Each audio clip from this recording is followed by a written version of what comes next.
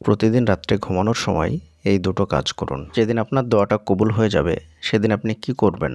আপনার ফিলিংসটা কেমন থাকবে? নিশ্চয়ই অনেক খুশি হবেন, অনেক আনন্দিত হবেন এবং আপনার জীবনে যেটা উদ্দেশ্য ছিল সেটা পূর্ণ হয়ে যাবে। প্রতিদিন রাত্রে ঘুমানোর সময় সেই আনন্দটাই কল্পনা করুন। মনে মনে ভাবুন যে আজকে আপনার দোয়াটা কবুল হয়ে গেছে। এটা ভাবার সময় আপনার মনের মধ্যে যে ফিলিংস আসবে, যে আনন্দটা আসবে, যে খুশিটা আসবে, সেই খুশিটা অনুভব করুন। তারপর আল্লাহ সুবহানাহু ওয়া তাআলার প্রশংসা করুন।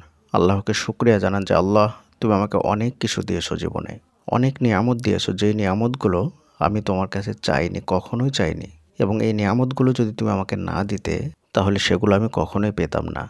তুমি আমার উপরে অনুগ্রহ করে এই সমস্ত নিয়ামতগুলো দিয়েছো। যখন সব কিছুর জন্য শুকরিয়া জানানো হয়ে যাবে তখন সেই জিনিসটার জন্য শুকরিয়া জানান যেটা আপনার প্রয়োজন। ওই যে কিছুক্ষণ আগে সেই জিনিসটা পেয়ে গিয়েছেন এমনটা কল্পনা করছিলেন, সেই কল্পনাটার থেকে আপনি শুকরিয়া জানান আল্লাহ সুবহানাহু ওয়া তাআলাকে।